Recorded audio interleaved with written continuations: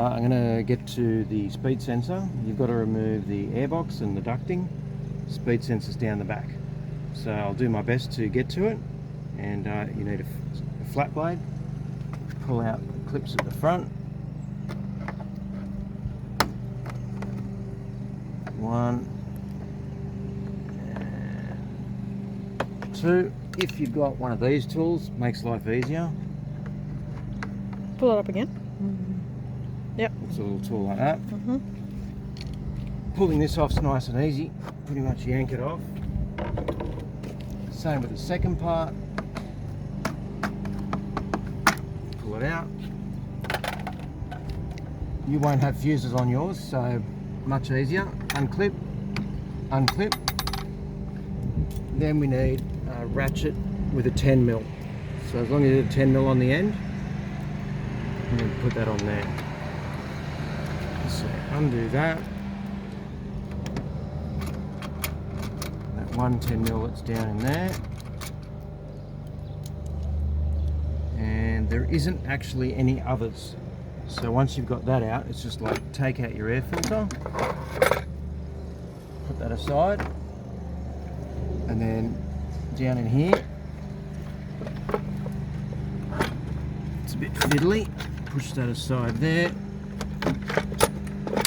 It's not another bolt, but there is a peg down in there that goes into this hole, and that's what holds that in place in the one bolt.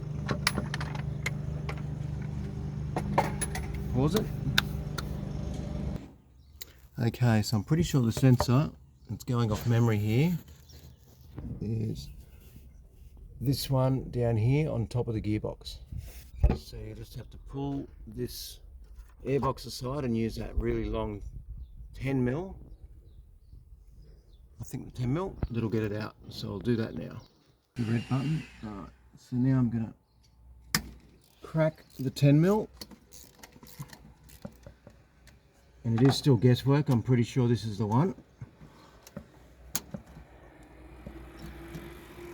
If you don't have a long extension like I do, you can get in there with any other 10mm socket that you can squeeze your hand down for. And be careful not to drop the bolt if you can. I've got a magnet stuck in the end of mine to make it a little bit easier. Now I'm going to try and pop it out.